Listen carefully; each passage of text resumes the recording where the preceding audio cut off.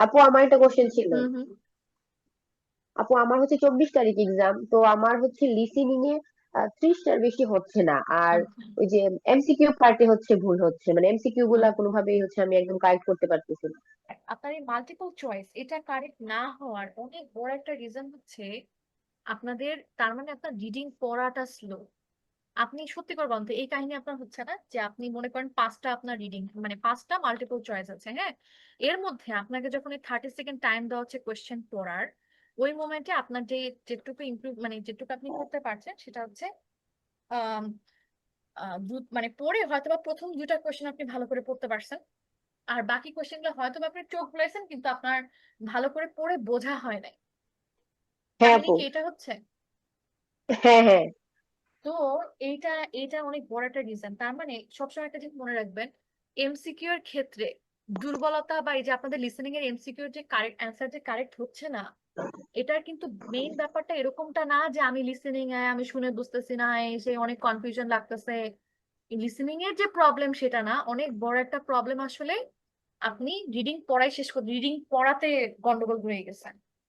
So এটার কারণে যে কাজটা করতে হয়, একে তো আপনি মানে চেষ্টা করবেন অন্যান্য সিচুয়েশন থেকে টাইম ধার করার জন্য। যেমন সেটা পার্ট মনে করেন আপনার পার্ট ওয়ানে যখন অ্যান্সার সলভ করার টাইম দিবে না, মানে অ্যান্সার চেক করার টাইম যখন দেয়, তো ওই টাইমে হয়তো বা আপনি কোশ্চেন একটু পড়ে রাখলেন আগে থেকে বা এসে এইভাবে করে করা।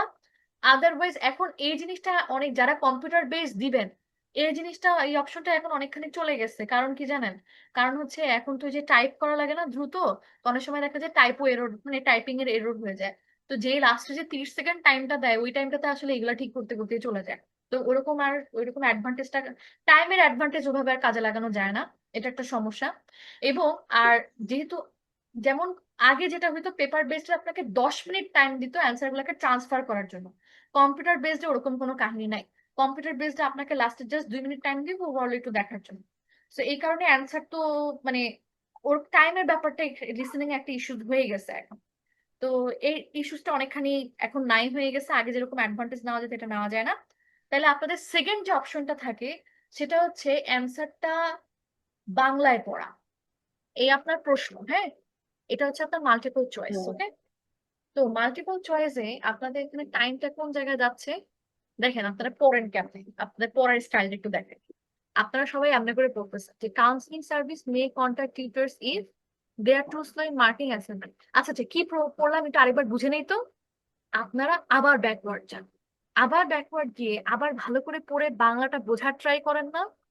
আপনারা কি রিয়েলাইজ হ্যাঁ, করছেন যে একটা জিনিস পড়তে যে আপনার এখানে ডাবল টাইম লাগতেছে? হ্যাঁ আপু। তাই না? সবার ক্ষেত্রে তো কাহিনী মোটামুটি তো এরকমই হচ্ছে নাকি?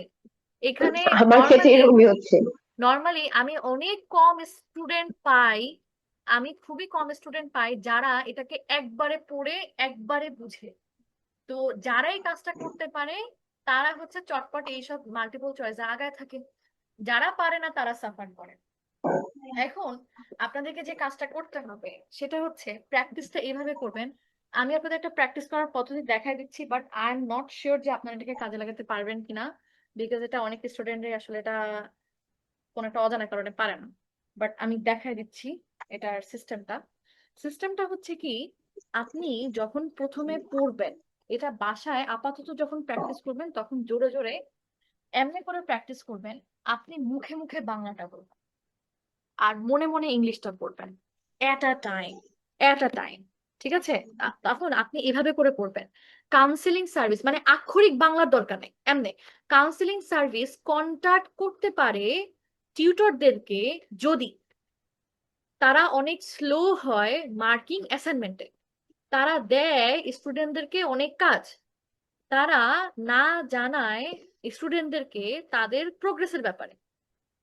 আমি কি বুঝাইতে পারছি কেমনে পড়বেন? মানে হ্যাঁ। জি মনে ম্যাম। মনে মনে মনে ইংলিশটা, মুখে মুখে বাংলাটা, এটা জোরে জোরে বাসায় এমনি করে কতদিন একটু প্র্যাকটিস করেন, করার পরে দেখবেন কি আপনার অত অভ্যাস হয়ে যাবে যে এট আ টাইম বাংলাটা বোঝার। দেন আপনাদের মেইন এক্সামে হয়তো বা ওরকম না জোরে জোরে পড়া লাগবে না, মানে অভ্যাস আর কি হয়ে যাবে। এই কাজটা যদি করতে পারেন, দুইটা লাভ। এক, আপনার টাইম অনেক কম লাগবে। এট আ টাইম আপনি সিচুয়েশনটা পুরো, এখন বলেন তো আপনারা এই অপশনটা পুরোটা বুঝে গেছেন না, এর মধ্যে কি জানতে চাইছে বা কি বলতেছে? ক্লিয়ার না জি আপনাদের ম্যাম। কাছে অনেক? এটা কিন্তু আপনাদের এট এ টাইম হয়ে গেল, টাইম কম লাগলো। এবং 2 নাম্বার সুবিধা হচ্ছে, আপনারা অনেকেই আছেন যারা এই 5টা প্রশ্ন যখন পড়তে দেয় হয়তো বা আপনি পড়ছেন ঠিকই, কিন্তু যখনই অডিওটা শুরু হয়েছে চোখ খুলেছেন তো খালি, যখনই অডিওটা শুরু হয়েছে আপনার না আসলে মনে নাই যে কোশ্চেনে কি ছিল। খালি কারণ আমাদের ব্রেন অবভিয়াসলি জাস্ট ইংলিশটা একবার চোখ বুলাইছে আর পুরোটা আপনার হুবহু মনে থাকবে। আমরা ইংলিশটা তো চট করে মনে রেখে অভ্যস্ত না, কিন্তু আমরা বাংলাটা অনেকক্ষণ মনে রেখে অভ্যস্ত, আমরা বাংলা মনে রাখতে পারবো। তো এই কারণে আপনাদের যে কাজটা করতে হবে সেটা হচ্ছে যে কোশ্চেনটা ঝটপট করে আমরা যদি পড়েন, যে স্ট্রেস হতে পারে নতুন টিচারের কারণে, টাইম প্রেশারের কারণে, নাকি অপরিচিত সাবজেক্টের কারণে, এটা তাও ছোট ছিল। এরপর এটা পড়েন, ইন্টারন্যাশনাল স্টুডেন্ট খুঁজে পায় স্ট্রেস ডিফিকাল্ট হ্যান্ডেল করাটা কারণ, বুঝছেন? মানে নিজের মতন করে বুঝা, এত আক্ষরিক 500 এত টাকার ব্যাগ আছে। এক্সাক্ট হইতে হবে না, হ্যাঁ, নিজের মতন করে বুঝেন। যে যদি তারা 500 টাকার নোট আছে। কম সাপোর্ট পায় ফ্যামিলি ফ্রেন্ডের কাছ থেকে, যদি তারা টাইম না পায় নতুন ফ্রেন্ড বানানোর জন্য, তারা যদি ডিফিকাল্ট মনে করে সোশ্যালাইজ করাটাকে, তাহলে স্ট্রেসটা ডিফিকাল্ট হতে পারে এই 3টা রিজন।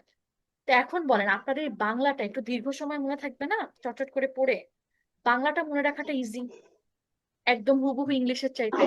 আবার অনেকে একটা বিশাল ভুল কাজ করেন। বিশাল ভুল কাজটা কি?